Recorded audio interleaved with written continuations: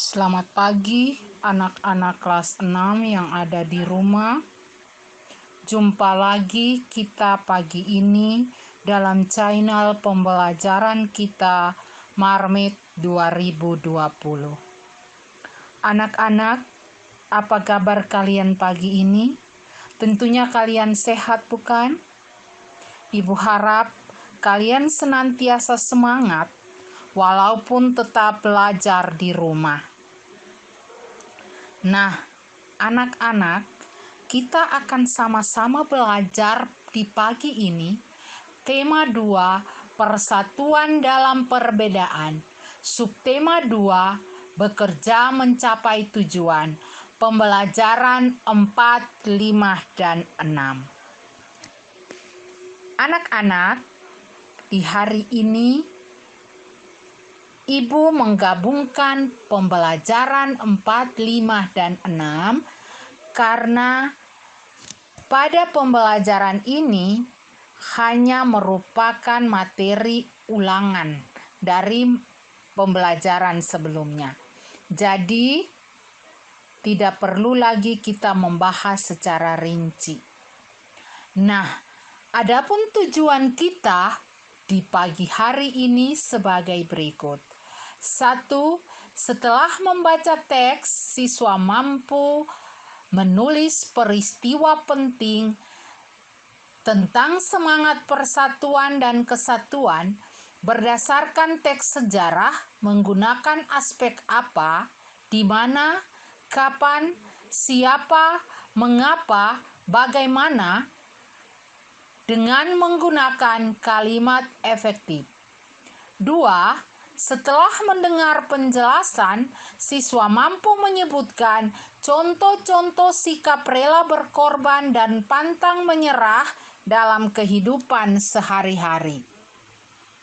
Ketiga, setelah membaca bacaan tentang pertempuran yang dilakukan bangsa Indonesia untuk mempertahankan kemerdekaan, siswa mampu menyebutkan manfaat kerjasama dalam upaya mempertahankan kemerdekaan.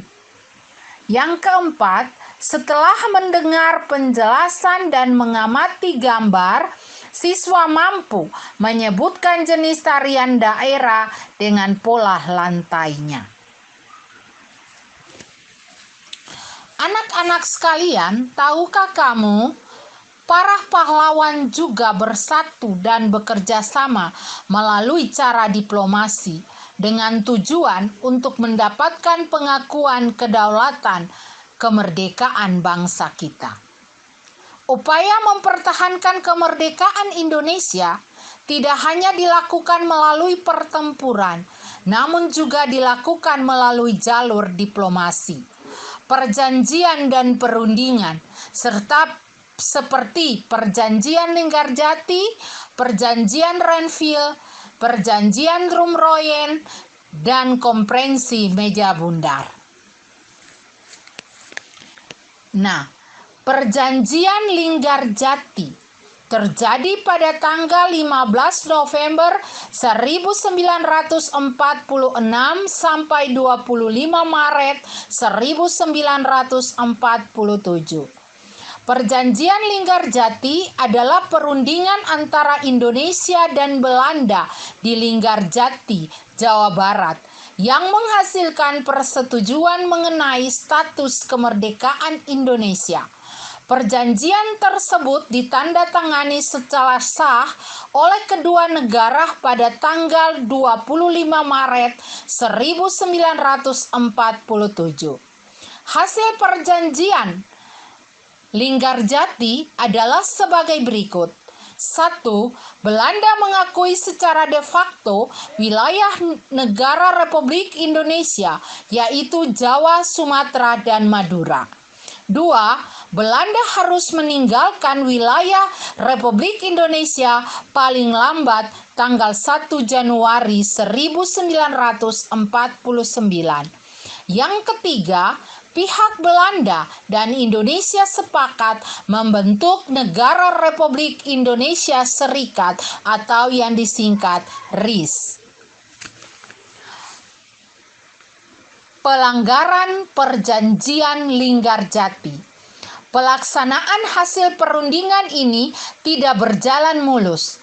Pada tanggal 20 Juli 1947, Gubernur Jenderal H.J. van Mook akhirnya menyatakan bahwa Belanda tidak terikat lagi dengan perjanjian ini. Pada tanggal 21 Juli 1947, meletuslah agresi militer Belanda pertama. Perjanjian Renville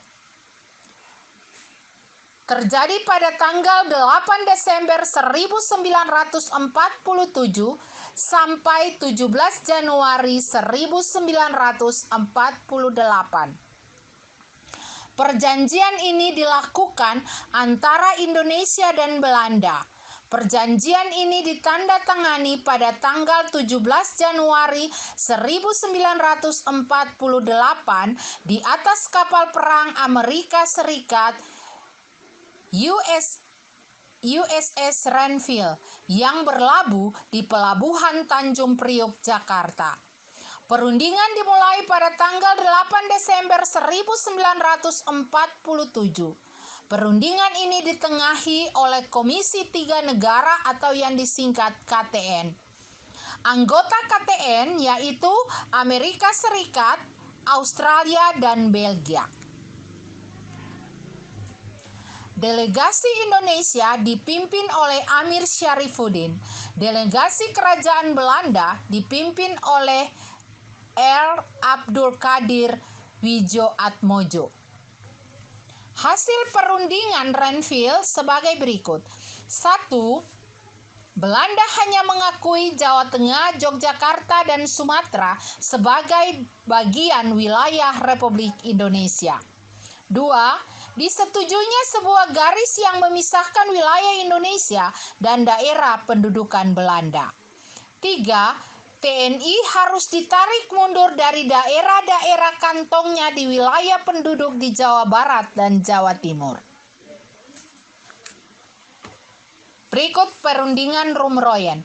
Perundingan Rumroyen terjadi pada tanggal 14 April 1949 sampai 7 Mei 1949. Perjanjian ini dimulai pada tanggal 14 April 1949 dan ditandatangani pada tanggal 7 Mei 1949 di Hotel Des Indes, Jakarta. Nama perjanjian ini diambil dari kedua pimpinan delegasi, Muhammad Rum dan Herman van Rooyen. Tujuan perjanjian ini adalah untuk menyelesaikan beberapa masalah mengenai kemerdekaan Indonesia sebelum Konferensi Meja Bundar di Den Haag. Hasil dari pertemuan Rumroyen adalah 1. Angkatan bersenjata Indonesia akan menghentikan semua aktivitas gerilya. Pemerintah Republik Indonesia akan menghadiri Konferensi Meja Bundar. 2. Pemerintah Republik Indonesia dikembalikan ke Yogyakarta. Yang ketiga, Angkatan bersenjata Belanda akan menghentikan semua operasi militer dan membebaskan semua tawanan perang. Yang berikut adalah Konferensi Meja Bundar atau yang disingkat KMB. Berlangsung pada tanggal 23 Agustus 1949 sampai 2 November 1949. Hasil dari Konferensi Meja Bundar sebagai berikut. 1. Belanda mengakui Republik Indonesia Serikat sebagai negara merdeka dan berdaulat. 2. Status Irian Barat diselesaikan dalam waktu setahun sesudah pengakuan kedaulatan. Ketiga, akan dibentuk Uni Indonesia Belanda. Yang keempat, Republik Indonesia Serikat mengembalikan hak milik Belanda dan memberikan hak konsesi dan izin baru untuk perusahaan-perusahaan Belanda. 5.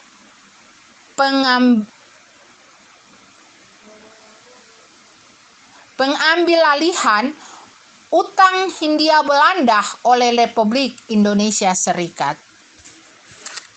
Anak-anak sekalian, kamu sudah mengetahui bahwa upaya mempertahankan kemerdekaan Indonesia juga dilakukan melalui upaya diplomasi untuk mencapai kesepakatan. Agar tujuan diplomasi tercapai, maka diperlukan kerjasama dan persatuan dari semua pihak. Untuk memahami tentang perjanjian dan perundingan yang dilakukan bangsa Indonesia, kalian bisa membuat peta pikiran dari masing-masing perjanjian yang ada.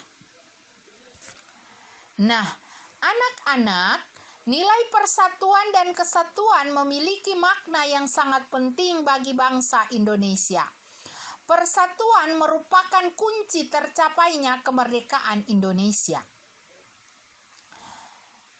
Karena kita lihat kalau berjuang masih bersifat kedaerahan, berarti kita belum bersatu. Dengan demikian, kita tidak akan memproklamasikan kemerdekaan Indonesia. Namun, dengan semangat persatuan dan kesatuan, maka bangsa Indonesia mampu untuk memproklamasikan kemerdekaannya pada tanggal 17 Agustus 1945. Suatu hal yang sangat penting dalam menjunjung persatuan adalah sikap rela berkorban. Sikap rela berkorban dapat menunjukkan rasa tanggung jawab dan nasionalisme. Nah, berikut ini adalah contoh-contoh sikap rela berkorban. A. Sikap rela berkorban di rumah. Yang pertama, mengambil makanan dan air untuk adik jika adik lapar dan haus. Ya. Dengan demikian anak-anak, ketika kalian berada di rumah, apabila adikmu yang masih kecil meminta bantuanmu dalam bentuk apa saja, berarti kamu harus rela untuk membantu dia. Itu adalah salah satu sikap rela berkorban yang kamu tunjukkan dalam kehidupanmu di rumah. Yang berikut, membersihkan rumah. Rela untuk membersihkan rumah tanpa disuruh atau diperintahkan, ditugaskan oleh orang tua, itu merupakan suatu hal rela berkorban. Yang berikut juga mengajak adik belajar bersama. Yang B adalah sikap rela berkorban di sekolah. Yang pertama itu menyisihkan uang saku untuk membantu korban bencana alam. Maksudnya anak-anak, ketika kita diberikan uang saku atau uang jajan oleh ibu, pada saat kita diminta bantuan, berarti kita tidak lagi meminta dari orang tua, tetapi kita punya sebagian uang jajan itu kita sisihkan untuk membantu korban bencana alam tersebut. Yang berikut, membersihkan ruangan setelah pulang sekolah. Dan yang berikut adalah mengurangi waktu bermain untuk belajar bersama teman. Ya, kebanyakan anak-anak mempunyai waktu bermain itu lebih banyak daripada waktu belajar. Dengan demikian, sebagai generasi muda, sebagai siswa, Anda atau anak-anak dapat mempraktekkan sikap rela berkorban sebagai siswa itu adalah dengan cara bagaimana kamu belajar keras. Dengan demikian kamu mengurangi kamu punya waktu bermain untuk waktu belajar. Yang berikut C, di masyarakat. Yang pertama itu menjaga lingkungan menjaga kebersihan lingkungan, kemudian membuang sampah pada tempatnya, menjaga keamanan lingkungan, dan membersihkan tempat umum. Nah, anak-anak sekalian, para pahlawan dalam merebut kemerdekaan, mereka mengalami banyak rintangan. Namun semua itu mereka lalui dengan semangat pantang menyerah. Nah, sebagai generasi muda penerus cita-cita bangsa, saat ini harus memiliki semangat pantang menyerah. Berikut adalah contoh sikap pantang menyerah di kehidupan sehari-hari, yaitu giat belajar untuk mendapat nilai yang baik. 2. Meminta bantuan teman, guru, atau orang tua jika kesulitan memahami pelajaran. Yang ketiga, membela kebenaran dan keadilan. Yang keempat, memperbaiki diri jika mengalami kekurangan. Yang kelima, menerima saran dari orang lain dengan hati terbuka. Nah, anak-anak, sejak dahulu bangsa Indonesia terus mengedepankan pentingnya kerjasama serta persatuan dan kesatuan, khususnya dalam upaya mempertahankan kemerdekaan Indonesia. Pada pembelajaran saat ini, kita akan membahas tentang macam-macam pertempuran yang terjadi setelah kemerdekaan Indonesia. Di antaranya yang sudah kita pelajari pada pertemuan yang lalu, yaitu pertempuran di Surabaya dan pertempuran di Ambarawa. Saat ini kita akan melanjutkan untuk membahas tentang pertempuran Medan Arya. Pertempuran Medan Arya adalah sebuah peristiwa perlawanan rakyat terhadap sekutu yang terjadi di Medan, Sumatera Utara.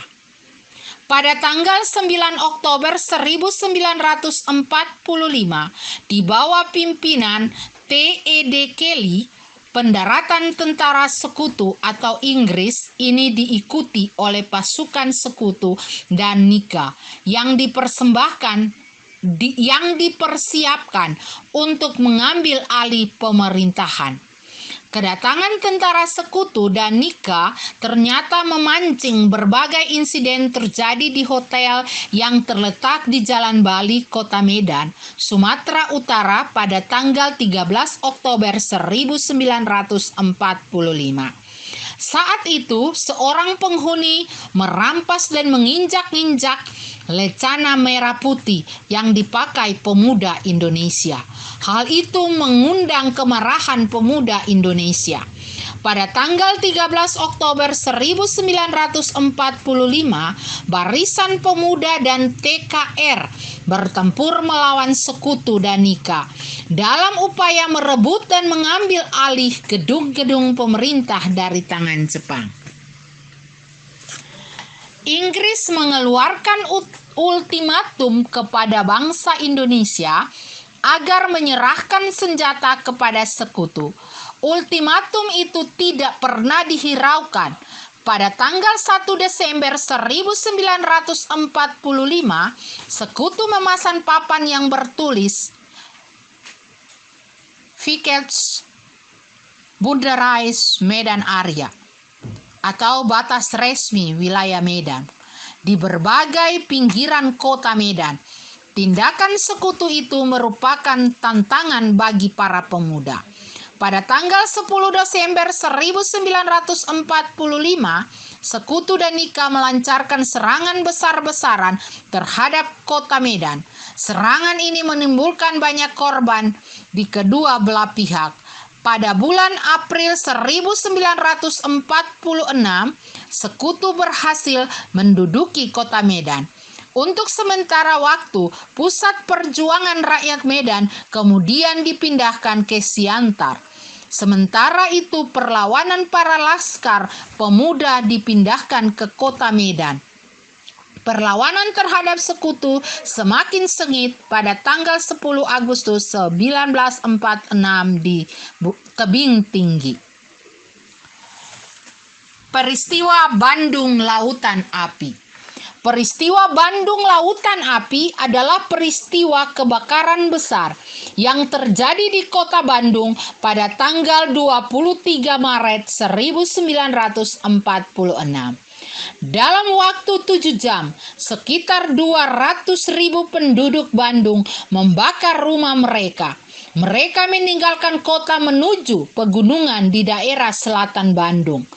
Hal ini dilakukan untuk mencegah tentara sekutu dan tentara Nika Belanda untuk dapat menggunakan kota Bandung sebagai markas strategi militer dalam perang kemerdekaan Indonesia.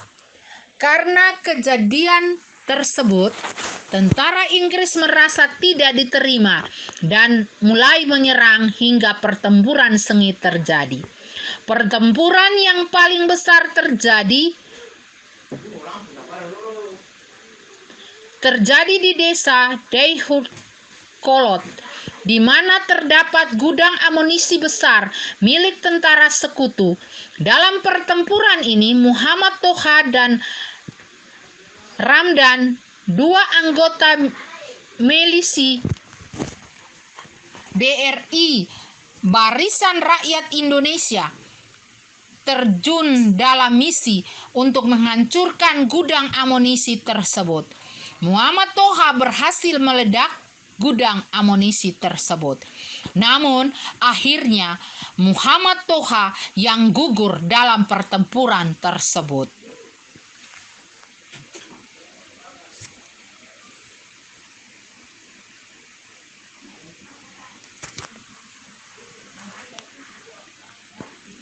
Agresi militer Belanda pertama. Pertentangan antara Indonesia dengan Belanda akhirnya semakin memuncak. Pada tanggal 20 Juli 1947, mulailah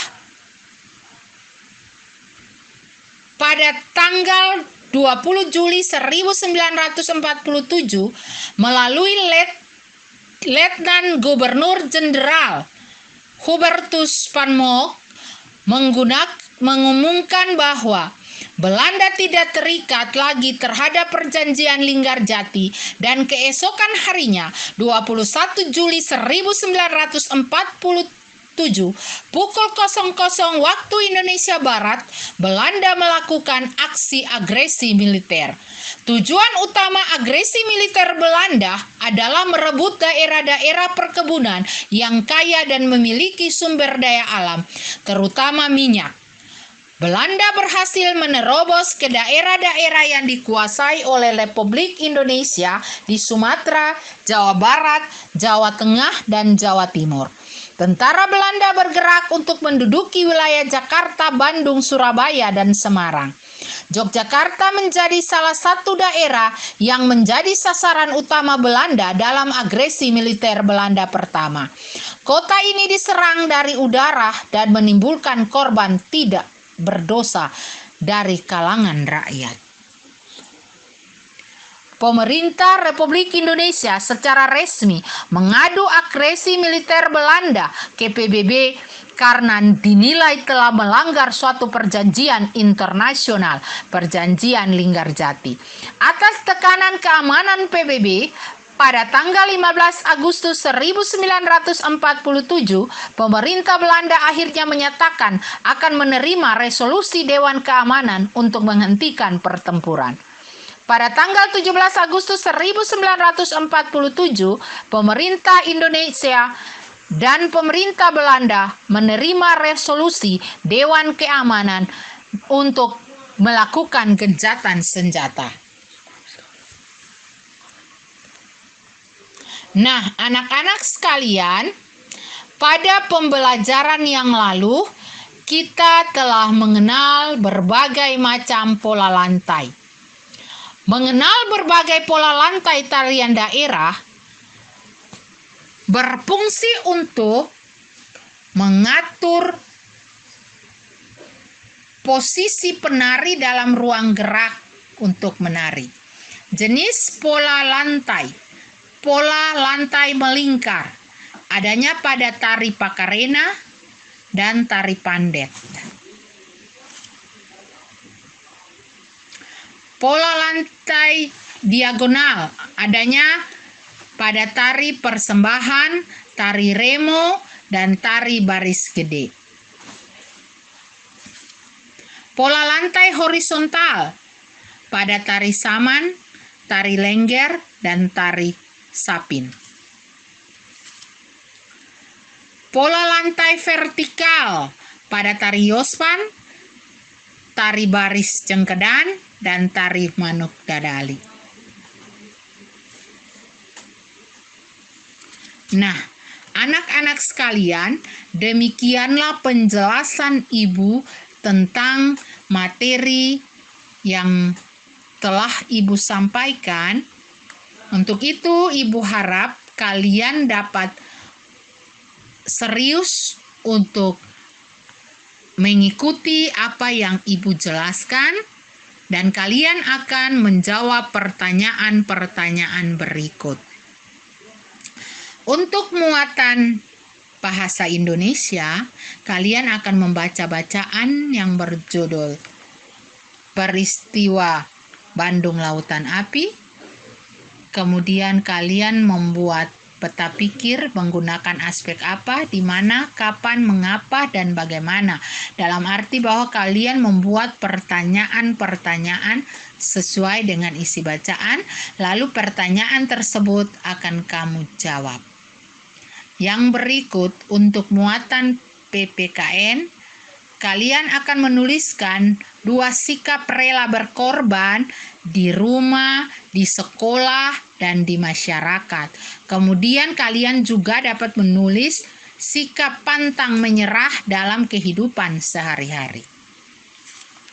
Untuk muatan IPS, kalian akan menjawab pertanyaan yang ada ini. Yang berikut untuk muatan SBDP, kalian akan menyebutkan asal daerah tarian-tarian berikut ini. Nah, anak-anak, demikianlah pertemuan kita di hari ini. Semoga kalian semangat untuk belajar, walaupun kalian tetap ada di rumah. Dengan demikian, Ibu harapkan kalian senantiasa menjaga protokol kesehatan. Kalian harus jaga jarak, pakai masker, cucilah tangan senantiasa sebelum dan sesudah melakukan aktivitas. Selamat belajar anak-anak. Selamat pagi. Shalom.